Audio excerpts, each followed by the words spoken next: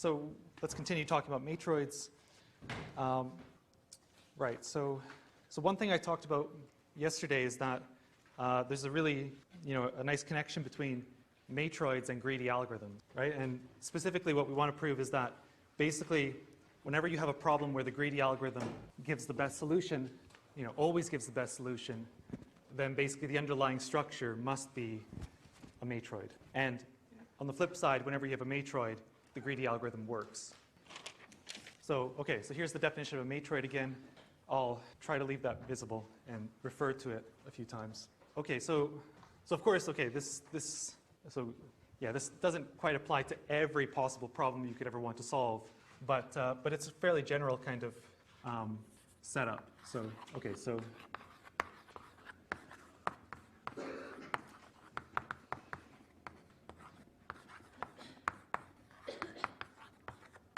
suppose you're given the following problem. So it's not going to be a specific problem, but a very general type of problem. So X is a finite set, right? And I is a collection of subsets of X, and W is some function which maps elements of X to real numbers, or let's say positive or non-negative real numbers.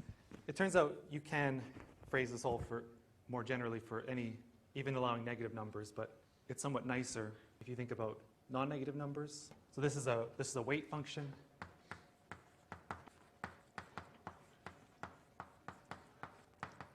Right, so far this could be kind of pretty much, so what we want to do is find an element of I that has the maximum weight, right? And this can basically model any problem we've worked on in the module, essentially, right? Finding, X could be the set of edges of a graph, I could be the set of all collections of matchings, or the collection of all matchings.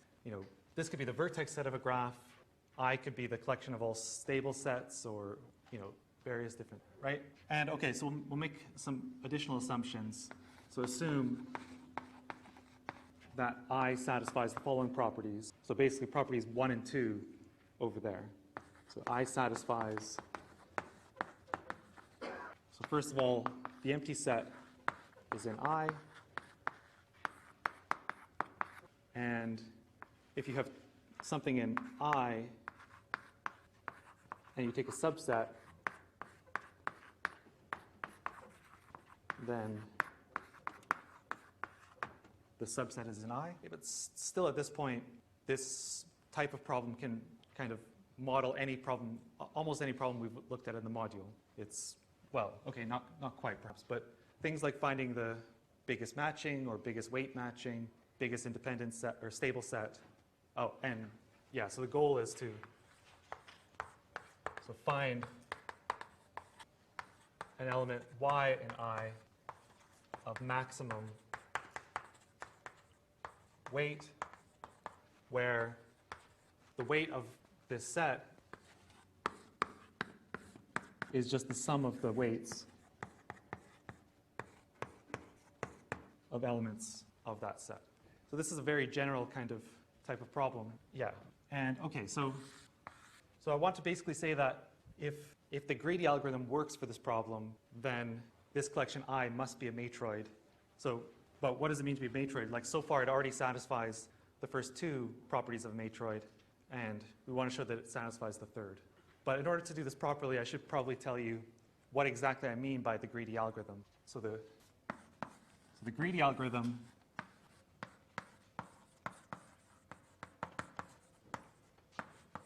for this problem, well, basically, so what does a greedy algorithm mean?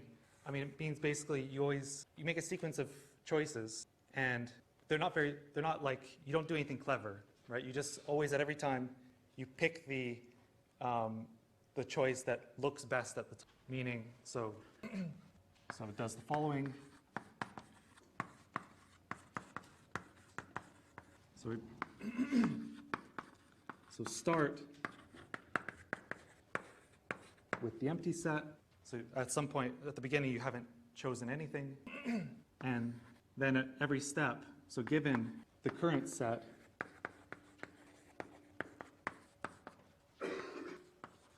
so suppose I've chosen y1 up to yk. Okay, technically I'm going to say for k at least 0, where when k is equal to 0, what that means is that this is just the empty set. So given the current set, you always pick yk plus 1 in, which is in x but not already chosen, so that so that when I add it to my previous selection, so I'll write this like this. So if I take, so this is my previous stuff I've chosen, and if I add yk plus 1, I want that to still be in I, so it's still kind of acceptable for my problem. And subject to this,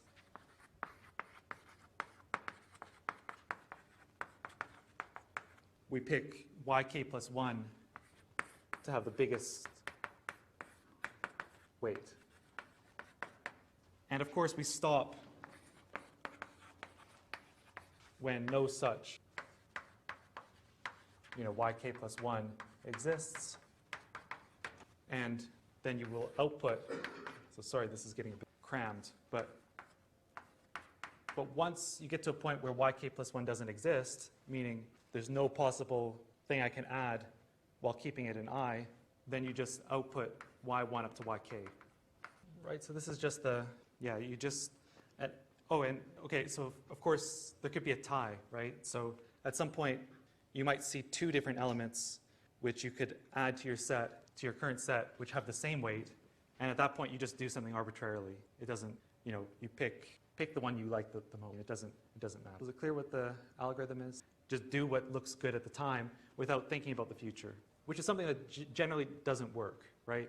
If you're doing this with matchings or something, you just keep picking an edge. So you start with no edges, you pick an edge that doesn't intersect it, you pick another edge that doesn't intersect it, and so on. You're not necessarily going to end up with the biggest possible matching. You might get stuck somewhere else. Okay, so theorem. So the pair, so given that, so we're assuming here that we have these conditions satisfied, the first two conditions of matroid, and now I want to say that this pair is a matroid, meaning it satisfies the third condition if and only if the greedy algorithm outputs a max weight set in I for every weight function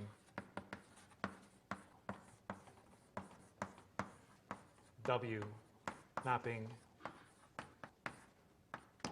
x to non-negative number. So in particular, so like I said, if you're trying to find the biggest matching greedily, it doesn't always work, and that implies, so by this theorem, that implies that the set of matchings in a graph is not necessarily a matroid, for example. Yeah.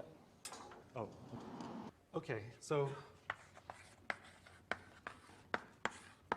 so there's two different directions here. This is an if and only if. So there's one direction's easier than the other. So let's start with the easy direction.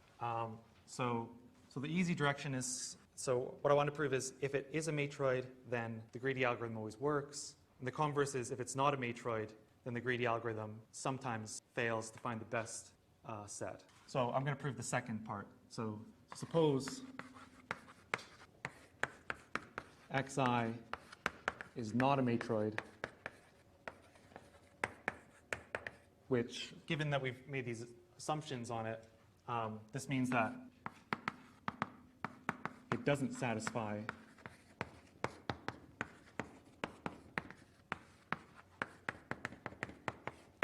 the third condition because we already assumed it satisfies the other two.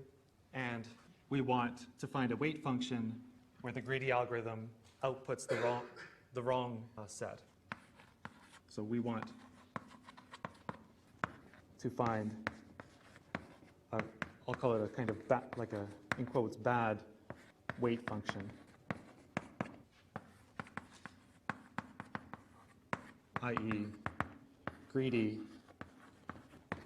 doesn't find the best set. Best meaning highest weight. Okay, so all we get to assume is that this thing doesn't satisfy 3, so that means that, so there exists a pair of sets yz in I such that they violate the third condition over there. So y is smaller than z, and if I take y union x, this is not in I for every x that's in z but not in y.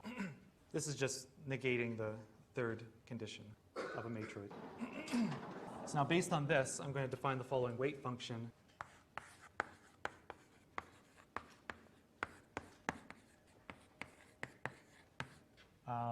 Okay, so actually first, before I do that, I just want to make a definition. So I'm just going to let k be equal to the cardinality of y.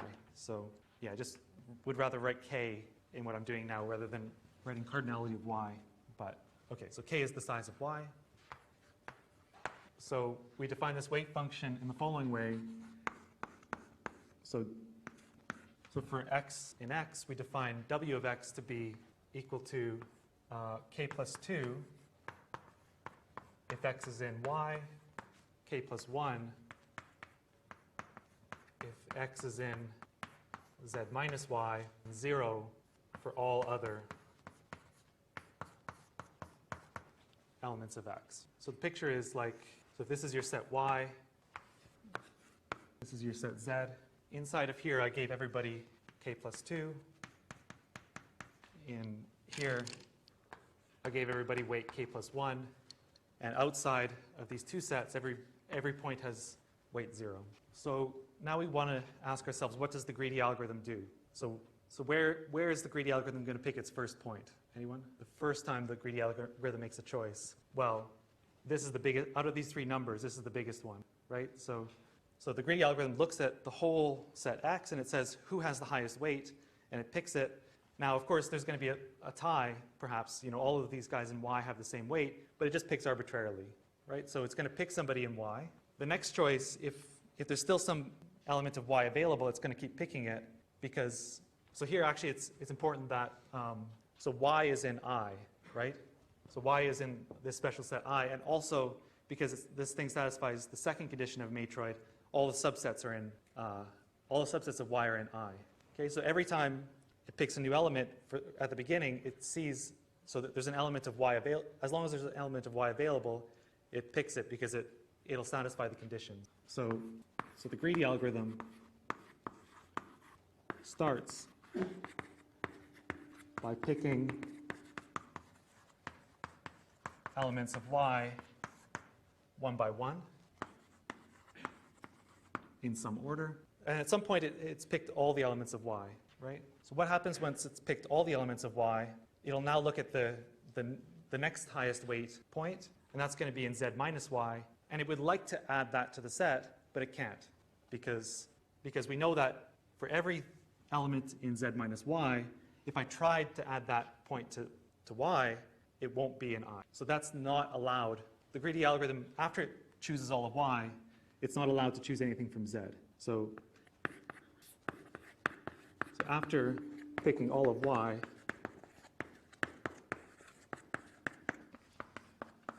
it cannot pick any x which is in z minus y, because that's how the algorithm works. It doesn't pick it if it wouldn't give you an element of I. So it might continue though. So it might keep picking elements of weight 0, but that doesn't change the weight, right? So after this, so anyway, so the final weight, so okay, yeah,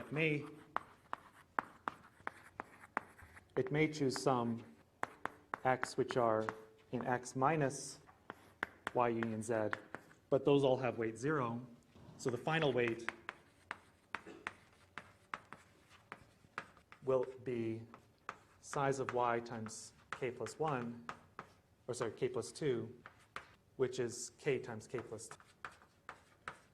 So the algorithm found like no matter what, it's always going to, the algorithm will output a set of this size. And now I want to show that that's not the best, that there's actually exists a set of higher weight, and that set is going to be Z, right?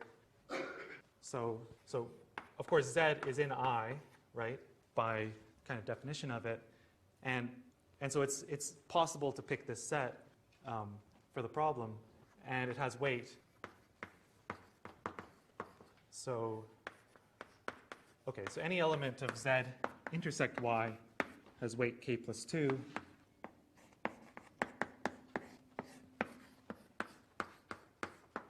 Any element of Z minus Y is weight k plus 1. And in particular, this is at least k plus 1 times the size of Z. So in some sense, I'm sort of completely ignoring that this might have any size at all. I just kind of, treat this k plus 2 as if it was k plus 1. But remember that Z is bigger than Y.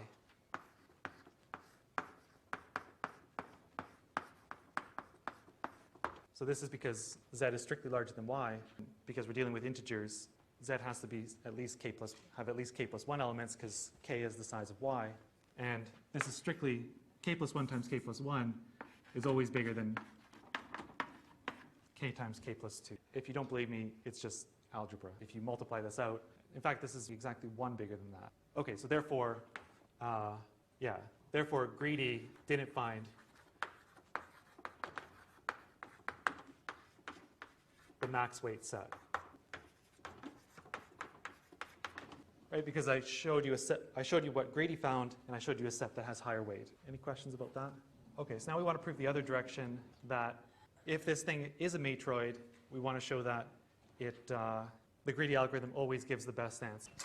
Okay, so now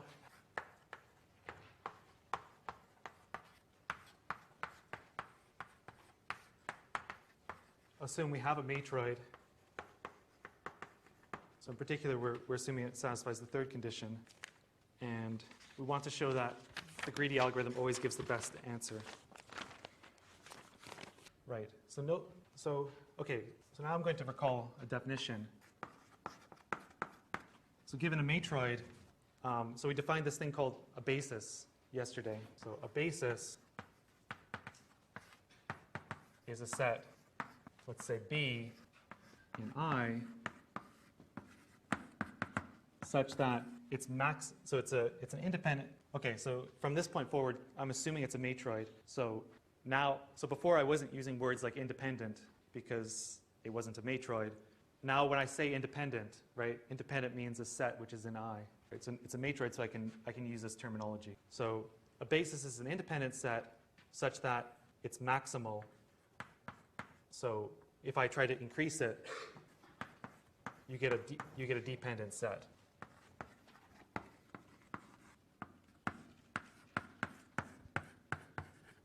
And again, think of linear algebra.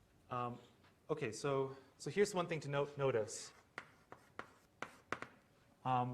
When you think of what the Greedy algorithm does, right? So it always picks a set or picks a point with maximum weight such that it stays independent when you add that element. So if you think about it, Greedy always outputs.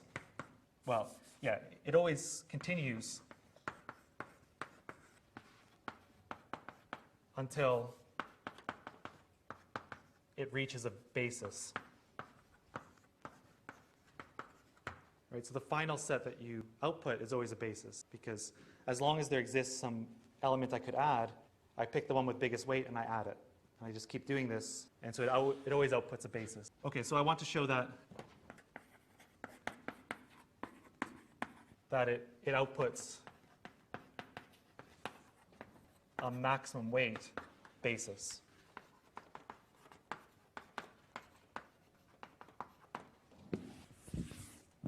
Okay, so there's in this matroid there's lots of different bases. Some of them are max weight, some of them aren't. Oh yeah, so this, okay, actually no, there's something I should have said here. So we want to show it gives out the maximum weight possible basis, but also it's clear that since this weight function is non-negative, actually the max weight set overall in I is a basis as well. So if it outputs a max weight basis, then it'll output a max weight set overall, because every set, so if some set has maximum weight, it's contained in a basis, and that can only have higher weight than the set, because the weight function is non-negative. So it does in fact suffice to prove that it outputs a maximum weight basis. Yep. That's a good point. Yep. So subtly, this condition that that it's closed under subsets is also being used. So perhaps I should explain that a bit better. Right. That's a good point. So best way. I mean,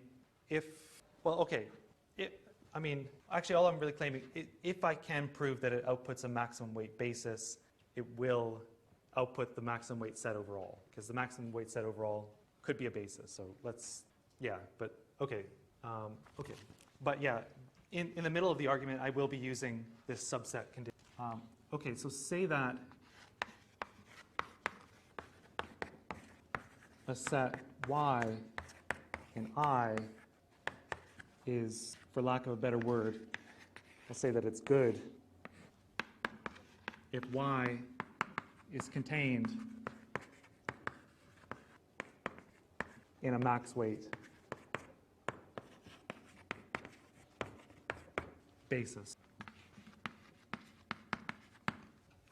Okay, so basically if at every point we've got a good set, if we've chosen a good set, then there's at least some chance we will end up at the end having a maximum weight basis, right? So we want to prove inductively that we have chosen, so greedy chooses a good set, like the current set chosen so far is good at every step. And then in particular, at the end, so as was mentioned, so at the end we know it's going to end with a basis because of this, because it's a matroid, you have this subset property, etc.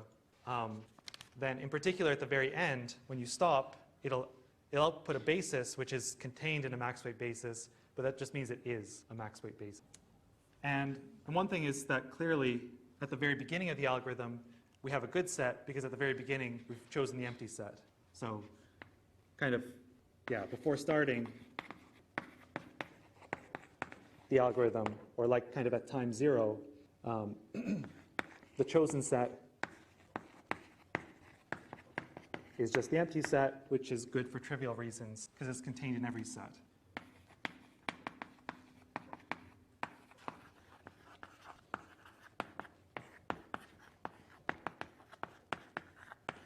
So we want to just show that this gets maintained as the algorithm continues. So suppose,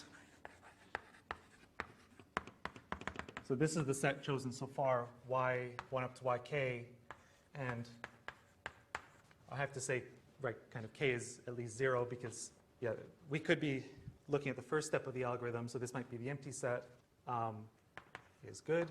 And this is the first k elements chosen by the algorithm. And so where yi is chosen in the ith step. And we want to show that if I take y1 up to, I could have just written up to yk plus 1, but I want to show that this set is good. Okay, so since this set is good, so I can let B be a max weight basis containing y1 up to yk, just by the definition of good. And there's one kind of trivial thing that if yk plus 1, if we got lucky and this happened to just be in B, then we'd be done. Because if somehow I just managed to choose, so B is a max weight thing containing the first k things I chose. If the next one happens to be there, then I'm just happy. So then we're done. So we assume that it's not there. So yk plus 1 is not in B. And now we've got to find another high weight basis that that contains the set. Okay, so here's the thing. So I know that if I take so the thing is when I chose the next element, I kept this property that's an independent set. So basically I'm going to take this set here is an independent set. I'm going to take a basis, I'm going to take a maximal independent set which contains it, which is going to have to be a basis. But I want to have a special second property. So let me explain. So let B prime be a set such that the following things hold. So y1 up to yk plus 1 is contained in B prime. Okay, maybe I'll call these A, B, and C. So A. Secondly, we want to say that B prime is contained in B union yk plus 1. And thirdly, B prime is an independent set. And then also we want B prime is going to be maximal with respect to A, B, and C.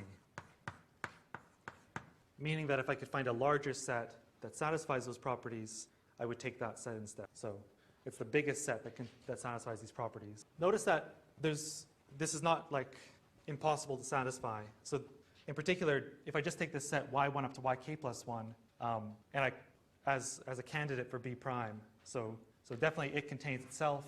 It's contained in this set because y1 up to yk are contained here, and it's an independent set. So this B prime does exist. Yeah. So I want to prove it's a basis. I haven't proved it. So to prove it exists, I just need to prove that there's at least one thing that satisfies A, B, and C. And then, of course, I can take a maximal one. But the set, if I just take the set y1 up to yk plus 1 itself, that satisfies A, B, because it contains itself. Like if I think of that as being B prime, it contains itself. It's contained in here because y1 up to yk are here, and then I have k plus 1.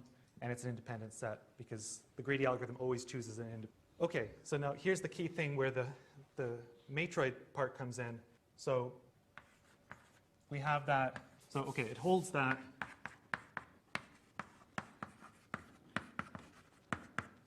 So how big is B prime? And I claim it's exactly the same size as B. Why? Because otherwise, so it can't be bigger than B because B is a basis. All bases have the same size. You can't find a bigger independent set than a basis. So B prime at most B is because B is a basis. You can't have a bigger independent set than a basis because all bases have the same size, et cetera, et cetera. And if this happened to be less than B, we could find, so these are both independent sets, so we could find some x in B minus B prime such that B prime union x is independent. So by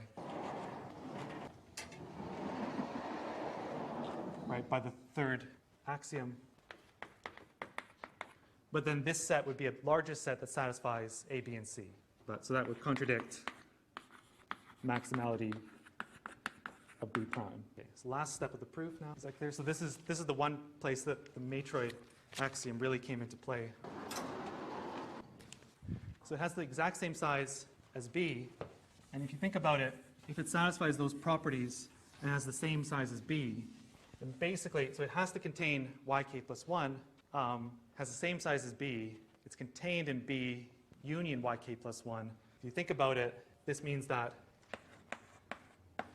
B prime has the form, so it's basically some set that you get from deleting something from B and adding yk plus 1 for some x in B. Now, if you think about it, so I know that y1 up to yk, if I add on the set x, this is a subset of B, and so it is independent. Now this is where that second property comes in. So that was a good question earlier. So the fact that we're assuming that subsets of independent sets are independent means that this set has to be independent. Okay, so I didn't manage to end early. So this set is independent. Therefore, this was a candidate that the greedy algorithm could have added to the set. So greedy chose yk plus 1 over x. Right? And that must mean that the weight of yk plus 1 must be at least the weight of x. But that means that the weight of b prime, if you think about this, is at least the weight of b. B was the maximum weight basis, and so that implies b prime is also max weight basis. And that implies that my set y1 up to yk plus 1 is good because it's contained in b prime.